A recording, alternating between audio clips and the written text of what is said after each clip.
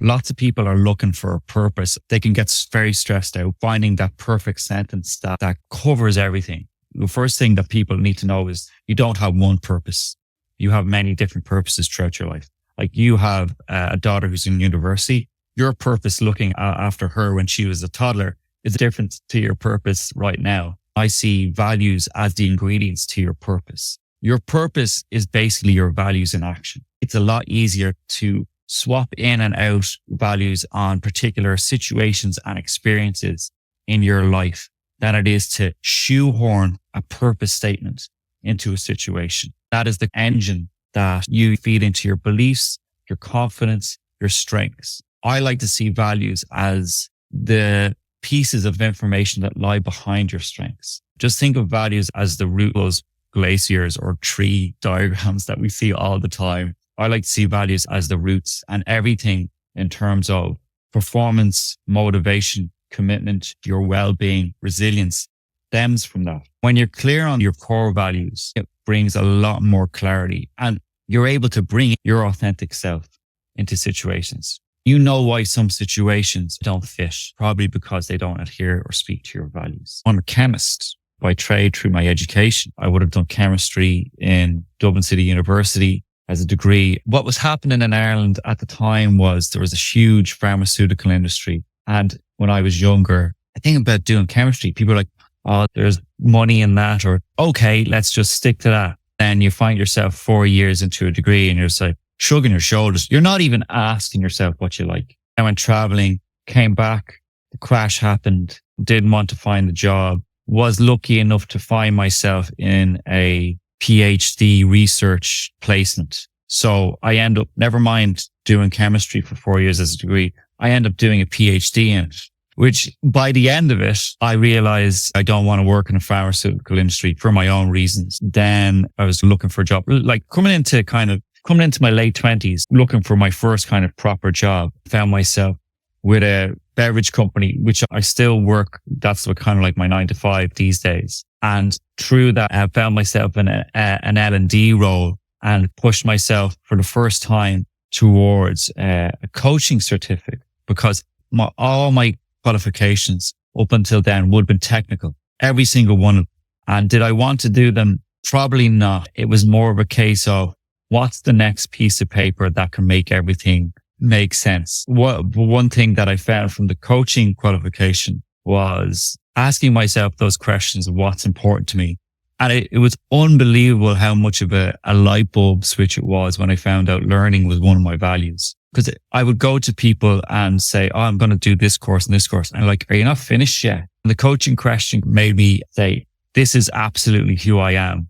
Learning and throwing myself into courses, progressing and growing is absolutely who I am. But there's also the dark side of it. When I say the dark side of it, you can learn stuff that you're not interested in. You're just learning for learning's sake. So since then, I've become a lot more targeted in learning. And I've been coaching for the past 4 years off the back of that. It's completely opened up where I want to go in my career and what I've leaned into and unlocked pieces that I thought would never be unlocked. The best thing about it is it's made me grab them with both hands. My coaching has created more impact than I have ever done in my career, which is fantastic. And I really enjoyed it. So it's brought me up to now. And the last kind of 6 or 8 months I've been posting on LinkedIn, because the amount of times if you read a lot and you read self-development stuff, you're like, wow, I wonder how many people know this. I just like the idea of people just coming across something, because I'm not on social media outside of LinkedIn at all,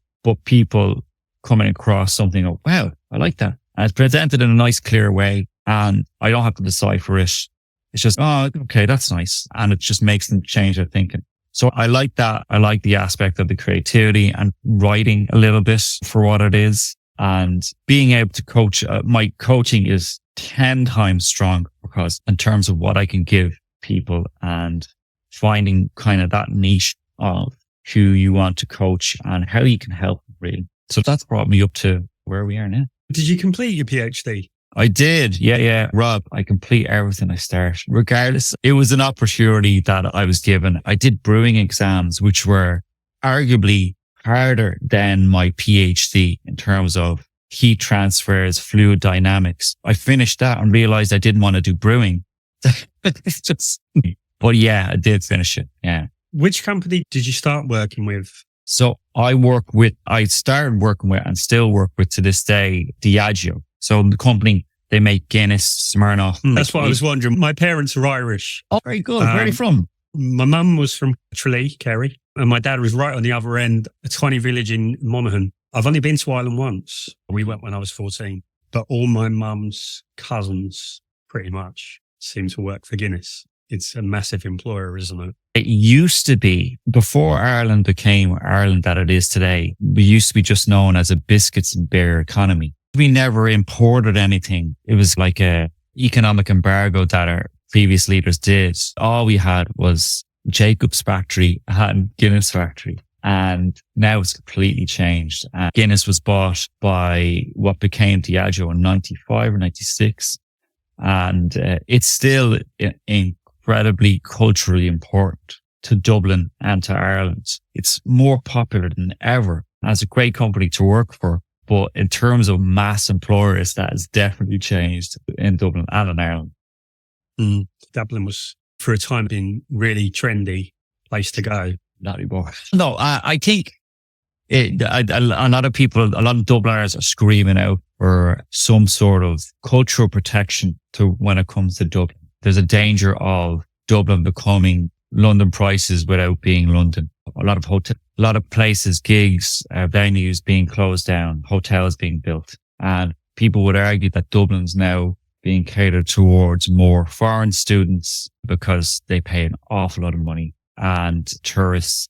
And there's a lot of office blocks there lying empty in a lot of places. A lot of Dubliners, as proud as they would be, would say, go to the West. If you're going to go to Ireland, go to the West of Ireland. It's such a beautiful country, isn't it? Well, yeah, fantastic. Great. One of the best ways to do the West Coast is to visit on two wheels, grab a bike and just cycle along the Wild Atlantic Way, as it's called. It's amazing. I did it, I think in 2016, 2018. I cycled bottom to top with a few of my mates and it's incredible. Yeah, I keep thinking about going over. I'll have to get around to it. I highly recommend it. Just to warn you, we did have our coldest summer in 9 years just gone. That's actually what puts me off. Is like, you could go to a different city, you could go to a warmer city, but then it's like Ireland. And I'd like to go Scotland, like into the Highlands, which I've never been. They're two of the places, but the things that puts me off is it's going to be colder. There's Europeans that go to Ireland to get away from the heat. And they're like, oh, they're so lucky. They like the break from the heat. I wouldn't live here, of course, because it's all like this all the time. So in your PhD, what was your thing? It was basically smart sensors. It's been a while since I talked about this.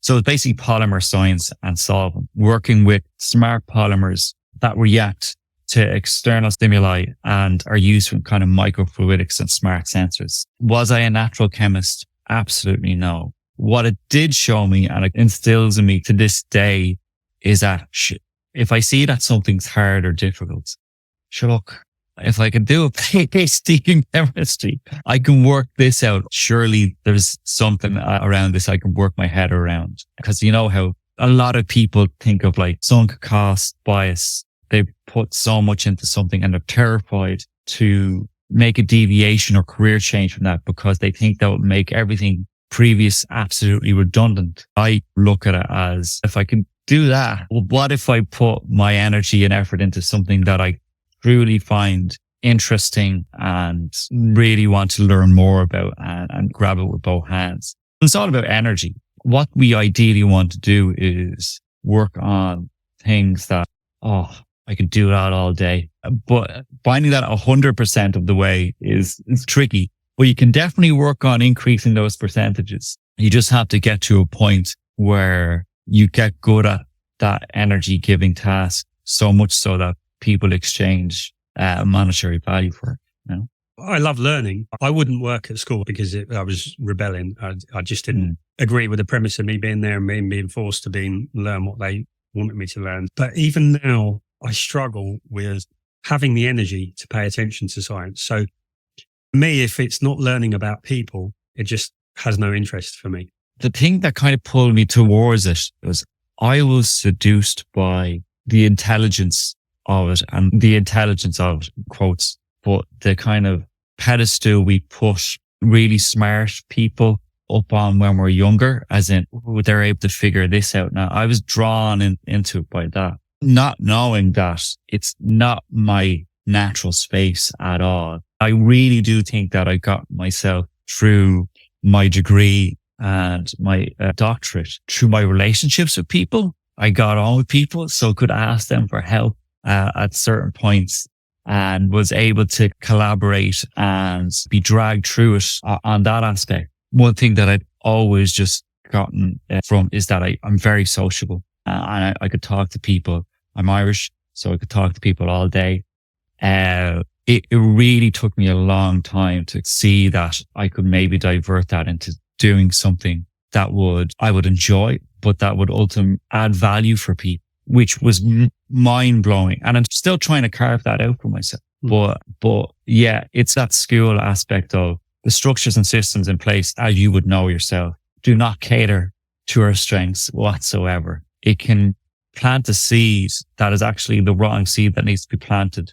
And it's a while for that kind of plant to grow before you actually need to rip out the root and plant another seed. There is something about the culture of Irish and the way that they just talk. I can remember going over when we went over, and it's just the kind of place where people just talk. And I don't know if it's still the same, but you could hitchhike anywhere.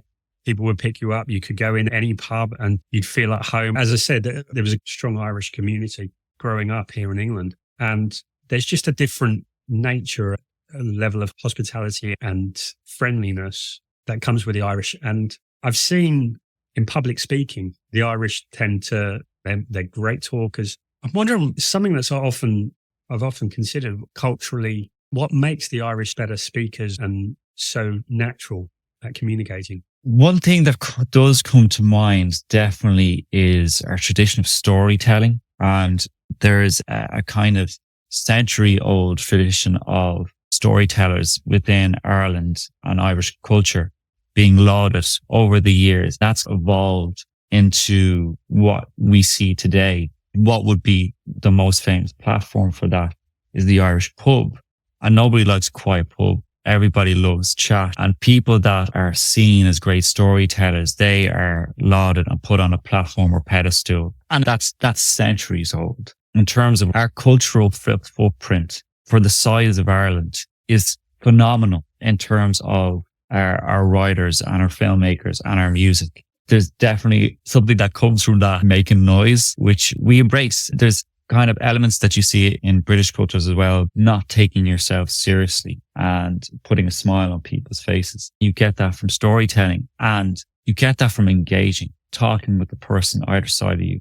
Like all my friends, all my family would be talkers, even the ones that wouldn't be seen as talkers. They engage with people. They're able to be social. And there's something definitely that's written in the DNA of Ireland and Irish people when it comes to it. Okay. So you studied all this highly technical, highly intellectual stuff. How did you then make a leap into the coaching? I had just finished a brewing diploma, which was the most technical, most difficult exams that I had ever done. I failed the first two and then still put myself through it again to redo the exams. And I had finished it. Great. That's done, but I don't want to be a brewer. I was like, what's next? God, what's next? A friend did coaching, and I was just like, I'd love to do a non-technical qualification. I talked to her about it, and she, as a newly formed coach, she asked me questions, pushed and pulled me on it. At the end of it said, you should do this because it completely resonates with who you are as a person. And I said, yeah. And I was like, grand. I like helping people. Here we go. First day of the course, I have no idea what I'm doing. This is an actual skill. It's 10 times more than just wanting to help people. First of all, if you have the solution, park that, because that's the worst thing that you could do when it comes to coaching. I had such a respect for how it was an actual skill that you needed to practice, work on, stay on top of it. You can be a terrible coach and you can be a great coach. And you need to step on your kind of continuous improvement all the time to stay sharp. I did that and I was like, oh, I love this. And then COVID happened and I was like, how am I going to coach anybody? this is a skill, either I use it or I lose it. So I just message board everybody in work. Thankfully, I worked in a big company. Who wants free coaching? And that basically led to me 4 years in coaching people every year, is accumulating my hours, just getting better and better. Your second 100 hours of coaching is 10 times better than your first 100 hours. And you're just seeing the impact and you're getting better and sharper. Yeah, that's where I am. Okay. I have enormous respect for people like you who are working in the company with all the pressures of that and still doing this on the side. It was a conscious choice that I made, or like just around at the turn of the year, based on the coaching that I've been doing, the findings that I like found out from coaching and the stuff that I've been reading. What if I just presented it to people who might find it interesting? And it's not like rewriting the rule book or anything. I'm not splitting atoms in front of anybody, but it's something that I've definitely gotten a lot of enjoyment out. One thing that I was not expecting that I absolutely love is the community aspect of it. And as a person who works in a company as part of a global team that's pretty small, and I could work 5 days a week from home, being part of the community online is really nice. Yeah, that's a distinction. LinkedIn is a little bit different. I used to blog back in the early days of blogging. I was less disciplined as a writer, just wrote what was ever on my mind. Whereas LinkedIn, there's a community already formed, but it's not contained by that community as well. So you can go out and get more connections, and some people will naturally find it. But whereas in a blog, it was like, because people were looking for keywords. So you would have all this traffic from Google, whereas LinkedIn, it's through your network. There is the community, which is richer, but it's also, it's like within a pond where it's limited by your network. Yeah. And that's an aspect of going out there and connecting with people, meaningful connection. And that's why recently I've looked to reach out to people behind the connections that I've made. Just get to talk to people, put a voice and a face behind that to know the personality, because it lends itself to being a much richer face.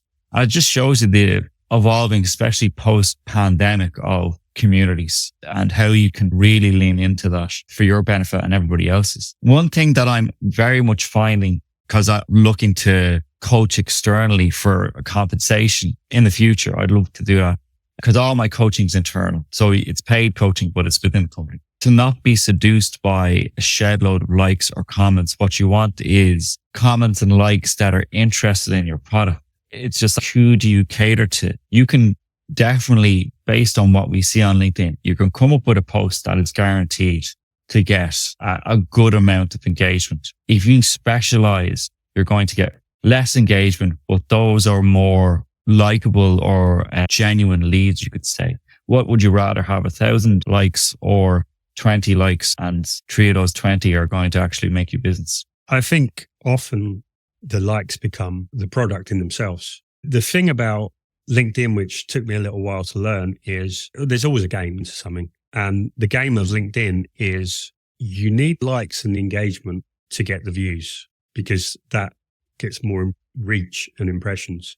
So the game on LinkedIn is getting engagement so that other people who will never like, never comment on your stuff will see it.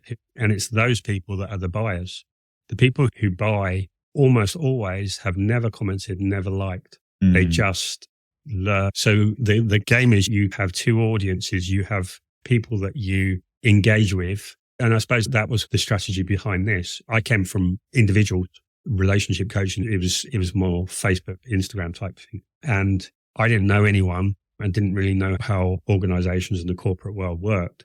So I wanted to find a network and grow a network of people who I would learn from, and I would learn that side of it. And that's really the engagement, but they're never people that I'm going to sell to. And I think sometimes the confusion, particularly for a lot of coaches, is I think it's very difficult being a coach. And we've talked about this with other people, is because there is a whole lot of connotations with being a coach, because anyone is a coach, and a coach, everyone needs a coach and all that kind of thing. And so I think you need to have a niche, be clear about what you bring specifically. And sometimes coaches will coach anyone.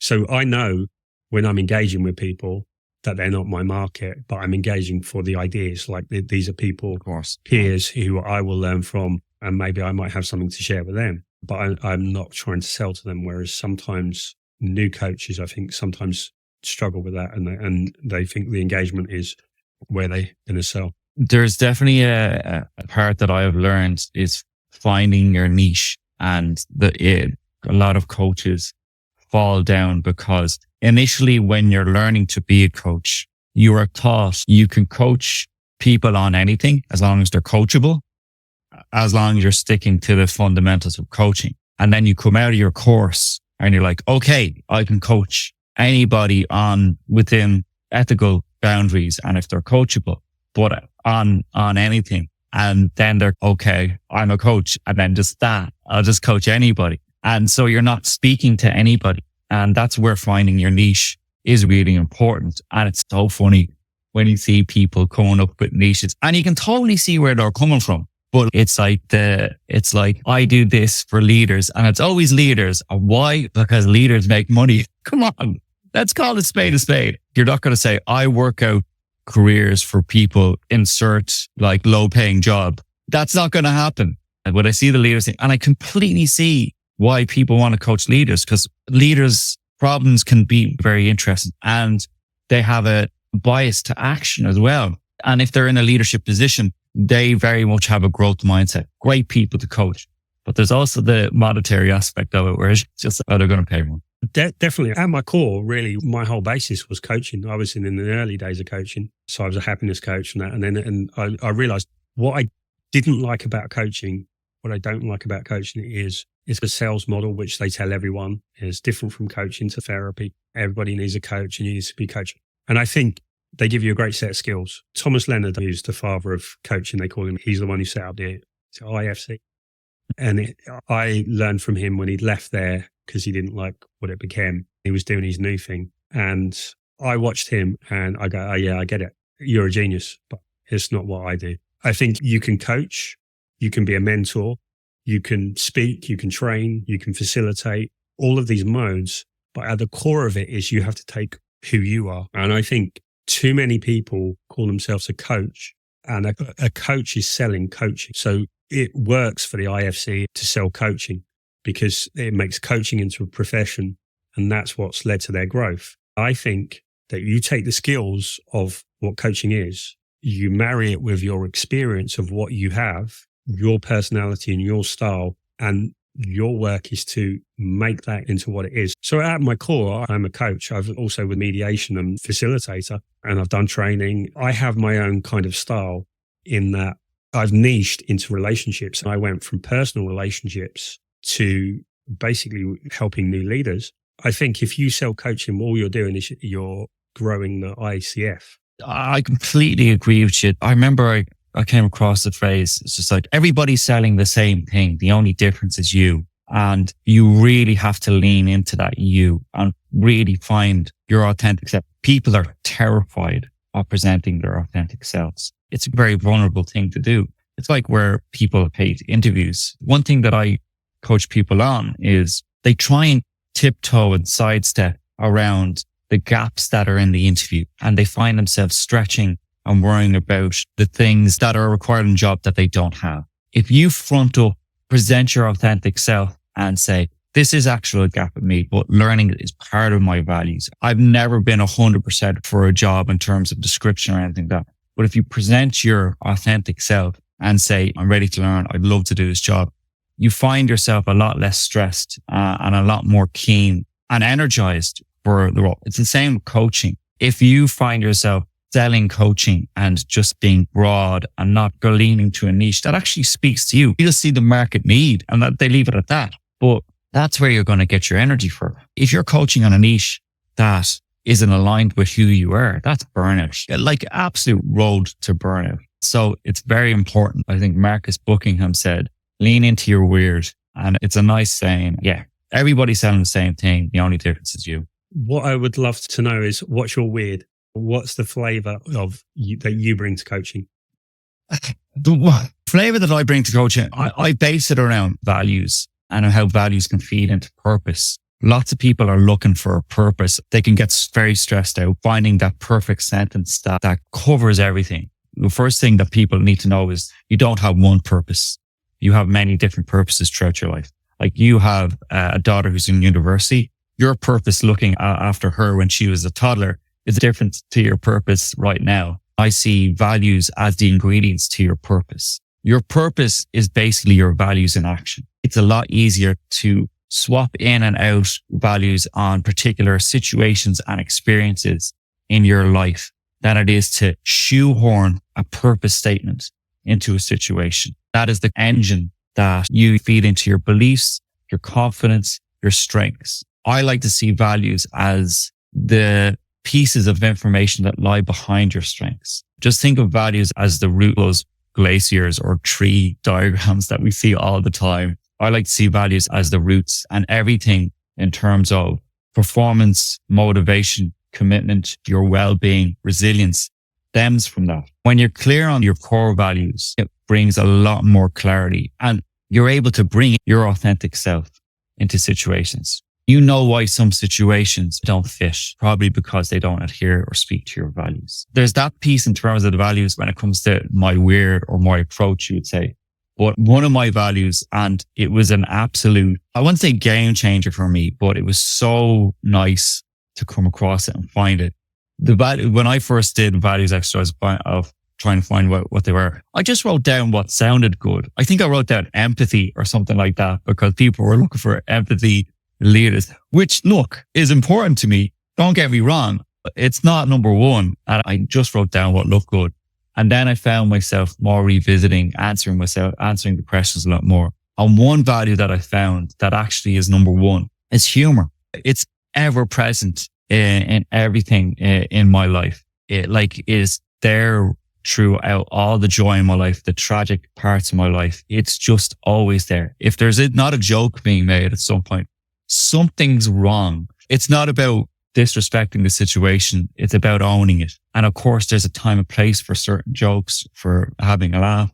But I always rail against being solemn. I'm not a fan of it. Always take your work seriously, but nobody wants you to take yourself seriously. Nobody's asking for that. And I think there's a massive gap within LinkedIn. And I see it. Some people are plugging it at the moment. They're really great posts, but they're putting in a bit of sense of humor because there can be sometimes in LinkedIn a post where you're just like, oh my God, how did you write that with a straight face? I actually have friends who would be slightly cynical to the LinkedIn thing, but look, they just know it's not their bag. And when I did my first few posts, I'll tell you a great story. I knew I would get some pushback from the lads because we all make fun of each other in our most vulnerable states. And that's what we want. That's what we get a lot of energy from. We all know we want each other to do well. I had started posting and I wasn't really finding my voice or anything like that. It was my early posts. You know how it is. You're just trying stuff out. And I hadn't heard anything from the lads. And I knew one of them would be on LinkedIn. He has his own business. And I was like, he's seeing the stuff and I haven't gotten any side messages. What's going on? So I went down. There was a lads weekend of somebody's 40th. We rented out a house, just nice dinner, go for hikes and stuff like that. It was a lovely house in Clare. And I rocked up in the evening and I was like, hey, Simon, your room's up at the top. And as I'm walking through this lovely house, giving myself a tour, they had printed out each of my LinkedIn posts and set them everywhere in the house. And I was just like, oh, okay, there's the pushback. There it is. I actually said to them, I actually would have been really surprised had you not done anything. And this is the way you found your way. They would absolutely be supportive, but they had to chop me down a peg or two. But then look, I'd still do it, but it was very funny looking at. And that's where it goes back to my weird or my values is humor. It would have been very strange if they wouldn't have said anything or made a joke about it. That would have been something would have been missing there. That's where, when it comes to your weird or my authentic self, if I do a chemistry check with somebody and and you know how it is, you're just not on the same level. I have very easy way of going, let's make a joke, because it can be really disarming. If that self-deprecating thing that you can have for yourself, it lets people open up for you. And there can be an aspect, I know when it comes to coaching, don't make it about yourself, But there is a piece there of how can you ask people to be vulnerable with you if you're not willing to be vulnerable with them? And there's a piece there definitely that's worth exploring. I think what makes it so difficult on LinkedIn is the limitations. You only have so long. And if you're trying to get an idea across, I tend to be someone who's quite wordy and I write long-winded, and I had to trim it down so much. And it's really hard. There's so much of that you have to leave out of a post. So it can be really hard. And I think that can be where it comes across without humor and without much personality. Yeah, there's definitely a skill to it. And there's, you know yourself, there's some fantastic copywriters on LinkedIn, and they're just their use of words in such a small amount of space used. It is fantastic. And this is the thing when you're posting on a platform where people come across your post as part of thousands of other words that are there, as opposed to back in the day with a blog. People just go to read your blog. They're clicking and they're just for that. Whereas you're sharing space with other people. What made me do the visual aspect, and I've never done just text aspect, because I've always been a visual person. As much as text accompanies it, I've always been, if you just put it in, it's the kind of thing behind advertising, like just simple, pretty colors, soft shapes. It's as simple as that, as opposed to people just reading that body of text. I like doing it. I like pulling, there's a kind of slight bit of humor behind it when you use the Canva elements and the cartoon aspect. It's a lightness to it, as opposed to, here was my black and white carousel that looks like it was put together by McKinsey. That just looks like work. To me, writing has always been much easier. I've been kind of part-time on LinkedIn for months and I haven't been writing as much, but the one part I haven't really done is the visual. But you have your videos, and that's, to be honest, like that's something that very few people are doing that I see. I think that's still a visual, and that's far more powerful than reading things off a page, which can be fantastic. But seeing people talk and express, seeing their shape, and with your clips, I'm just like, when you're talking to somebody, I am definitely like, who's that person? What's their background? What's their story? So you've pulled me in straight away. And but it is about keeping it short. That's a massive thing. And it's hard to do that because, as you said, there's some depth behind this, but I can only capture or share so much. Yeah. Like in our conversation, we've covered so many things and there's going to be one little bit. Sometimes I'm like, with this or this. It could be difficult. One more thing before we wrap up is what's interesting about values is everyone who goes to coaching or self-development talks about values, but often people don't separate aspirational from mechanistic values. Very good points. Like I have mechanistic values that are what I use.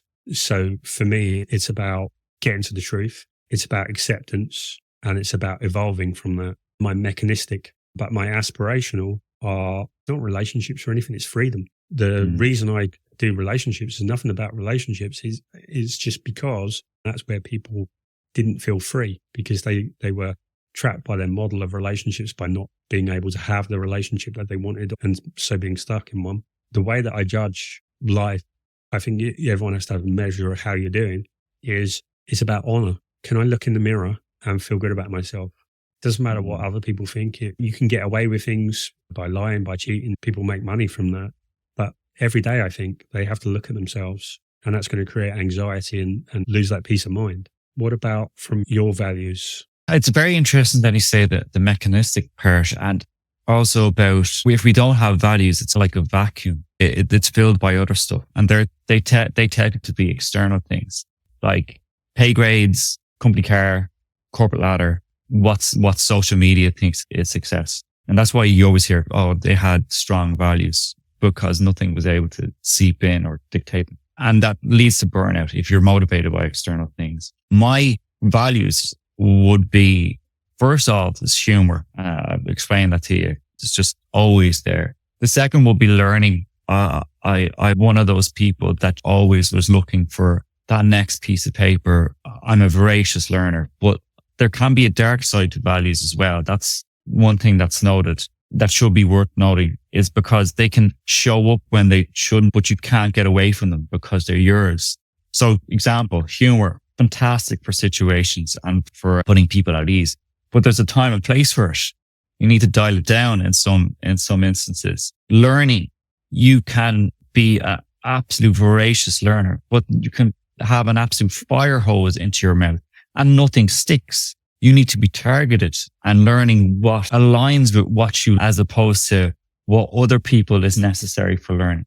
That's really important. A third value of mine is optimism. It's ingrained in who I am. I'd say I get it from my mother. I just always see a way forward, or, all right, now what are we going to do about it? To a point where it wrecks people in my life their head, because they're just like, no, can we just dwell in the badness of this for a moment? Which they're right. There's a difference between learned optimism and irrational positivity, pasting a happy face on a bad situation. There's a difference between optimism where positivity is things are great when they're not always great, where optimism is things are going to get better. That's something that maybe lean into coaching so much, because it's about bringing people forward. Absolutely. You have to empathize with their situation and where they are, but you need to step into their shoes first before you can bring them forward. And that's where my value comes into when it comes to coaching and optimism. It's really interesting when you said the values. That kind of sparked off a thing in my head. One of them that I would have considered my satellite values, and something that I've always tried to lean into, is creativity. And that's something that I've leaned into the last few months in terms of creating things, whether they be learning interventions or content or stuff on, let's say, Canva, that people get something from. And I'm nearly 38 years old, and I'm the most creative I've ever been in my entire career, which just shows you how much you can have an aspirational value and pull that into your day to day as much as you can. Try and find those opportunities. Try and carve it out, because one thing's a given. Nobody's going to create those opportunities for you. You have to carve them out yourself. That's very true. The act of coaching is very creative. Almost everything that I've learned has come from coaching. And it's because you sit with someone, you get what they're feeling, you see their situation, but you come from a different perspective. And so it's, okay, how do you get them to see this? For me, like when I talk about the truth, the acceptance and the evolution, it's constantly breaking things down into little pieces. So you look at the basic building blocks, and then it's, how can we build a better model? How can we build a better model?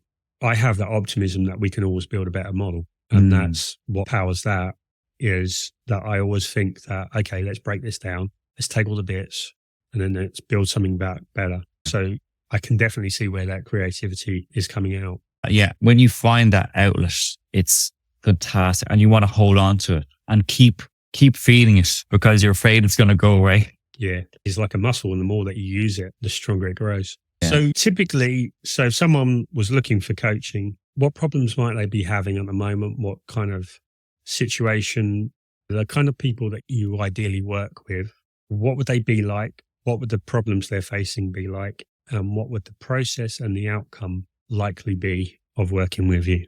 You probably know as much as I do. When people come to you for coaching, it starts off with a problem and then evolves something else. As a coach, it's nice to give them a kind of a structure and framework where, look, we'll adapt this to your needs, but we have some sort of a roadmap that can help you out here. And a lot of people come to me for clarity. They don't know the next steps. And it's about finding out what's important to them to help that inform their next steps or where they want to go. Because a lot of us are dictated by external information that we have generated for ourselves in our careers. It starts off with our education in terms of qualifications or third level. Then it feeds into their first job, and we see that part has to connect to that part, has to connect to that part. And we're not terrified, but apprehensive about looking internally and saying, what is actually important to me? Sometimes it can be a bit abstract where people need a little bit of help. They keep on thinking, what skills do I have? And that's still external. What skills are people looking for? Dictated by somebody else, as opposed to what's important to me? What are my strengths off the base of that? When I say strengths, I'm not talking just what am I good at? What gives me energy? Because you can be really strong at something, let's say Excel spreadsheets, and you absolutely hate them. You never want to work with an Excel spreadsheet again. Well, what gives you energy? What you want to pursue? When people come to me about that clarity, that focus, that they want, this can then feed into performance. And why do you want to perform at your job? It's because fulfillment. But you want to perform at a job or a career that you care about and that is meaningful. And that stems again from finding out their values. It is the foundational data that we use as a springboard going forward. You come up with a goal. I say, what does that have to do with your values? You come up with a career move. What does that have to do with your values? So it always goes back to foundational data that is not dictated by anybody else, because if you don't have strong values, external things will push and pull you towards them. And you've got so much information coming at you. What your organization wants, what your parents want, what your spouse wants, what society wants, what your manager wants. I think this will be a good move for you. Look, they're all just trying to help. What do you really want? How many times do people ask themselves that? And sometimes they can be terrified of the answer because that requires change. And change is the hardest thing to do. The easiest thing to do is do nothing. What is your default life going to be? And that's where coaches come in and can help. And that's why it can be a bit of an investment, because what price can you put on doing what you want to do in life? What you were saying there, it so reminds me of one of my favorite quotes. I think it's E.E. Cummings said, the hardest thing to be in the world is to be yourself in a world that's pushing to make you into something else. Yeah, there are so many demands that the world wants us to be a commodity because they want it to fit into their square holes. Look, there's so many things that can get in the way, and we find ourselves on this career path where it's just one thing after the next, and we're terrified of asking for something different. That can be dictated sometimes by people's reactions when we ask for something different, and then we bank that and we don't make any changes. And then family comes into the mix. I want to support my family. Also, we feel that should dictate everything, but we're terrified of making that change. And change isn't like, boom, one massive change one day. It's small incremental steps. But first of all, you have to find out what's important to you. And then you can look at limiting beliefs and see the things that are in your way, what really scares you. And you can challenge them, because awareness is the first step to change. You're not changing anything you're not aware of. So many people need someone to give them permission, because everything we're told you need permission. No, this is the path. This is what you should be doing. I often think of the Wizard of Oz. They're all going on the yellow brick road and they all think that they're missing something. And they had it all along, but they just didn't recognize it. I guess that's really the path and the value that you can bring to someone to highlight what they already have and how to access it in a way that I think society teaches you. School will teach you all the stuff that it wants you to do. It wants you to be a good, solid, functioning citizen, but it doesn't teach you relationship. It doesn't teach you emotions. No. It doesn't teach you how to find what your thing is. And so many people need help with that. So it's a valuable service you're providing. It's interesting when you said there about recognition and validation. That's like people tying themselves to outcome. Whereas, did you enjoy the process that led you to that outcome? What if you didn't need that validation? What if you didn't need that recognition? You just loved the process of doing it. What is the point in creating or coming up with a goal when you're going to absolutely hate the process of being there? People discount that all the time. They're looking for that piece of paper or qualification or achievement. When they go through the mud and the rubbish and the horribleness, they're just going to like the outcome and get the recognition. And look, by the time they come to that outcome, it's going to be an anticlimax and they'll just be on to the thing. Pick goals where you're going to be like, I'm absolutely loving this. Not that they're going to be easy. There's going to be hard parts. Pick goals where I'm actually excited to create this. That's why for me, it's all about freedom. Because if you have freedom from emotions, freedom from relationships, freedom from money, freedom from all of these things, you're left with, what do I choose? You naturally follow that. And I can see the whole values kind of thing in that, because whatever we do, there's going to be work. Often you talk to younger people and they're choosing what career. And we do choose careers because of it makes sense. What we need to do is back ourselves really, that we have some inherent value. And what we're looking for, I think so many people is look at the context that's valuable, but what they really need to look at is what they'll value, then find the context where their value is most highly valued. The value isn't in you as a coach. The value is in the context that they're in. So someone who's going to go from 100 grand to 300 grand, there's 200 grand of value. Someone who's going to go from nothing to 20 grand, there's only 20 grand of value. So the value is not in you. The value is in the context that you're operating in. It's finding what you have and then finding the context where that creates the most value. Yeah, it's very nicely said. And it's when you said the part about freedom, and freedom's a scary thing. Freedom is, oh no, I have to come up with my own working day myself, my own structures. There's a nice comfort in the structures that are given to us by organization. Definitely. But when people are saying yes to freedom, my question is, can somebody else make the decision for me, please? Can somebody please, if somebody else is making this decision, then I don't have to worry about it. Yeah, that's the dark side. There's definitely dark sides, and there needs to be a lot in place in order to have freedom. Yeah, definitely. And it goes back to what you said, like you have to back yourself. If you come to the realization that you don't need support, you don't need recognition, you don't need validation, you can just throw yourself into that process of what you want to do, then there's freedom for you. Yeah, that's a huge one. Freedom from what other people think. Absolutely. Comparison to others. We think everybody's watching. What was it RuPaul said? Other people's opinion of you is none of your business. Yeah, I've heard it. No one's watching. No one cares. You don't matter. It's harsh, but it's a great lesson to bear in mind whenever you're talking, because how hard it is to get someone's attention. You can do the most stupid thing, fall over in the road, and people will laugh, but they'll have forgotten it in a day. I'd be curious as to how much that message is being said to young people. Because if you're in school, it's all about comparison. It really is. In terms of our education system, nobody cares. Nobody cares about, if we drill that in from a young age, that's a freeing experience. Because when it comes to education or even third education going through, or even your first kind of job, the amount of comparison that is there is so burdening. And it shouldn't be something that only experienced people come across, that freedom on comparison to others. We should get that from a young age. We should, but the problem is that the system isn't free, because the system is constrained. It's political. Yeah, I could just go on an hour-long rant. And I want to be respectful of your time. I'll leave it there before I get on my soapbox. Yeah, here, Rob, I'd be happy to jump on a conversation and talk about education, definitely. But this has been great. I really appreciate it. Actually, maybe that's a great topic for a conversation. Definitely. But it's been lovely to talk to you and get to know more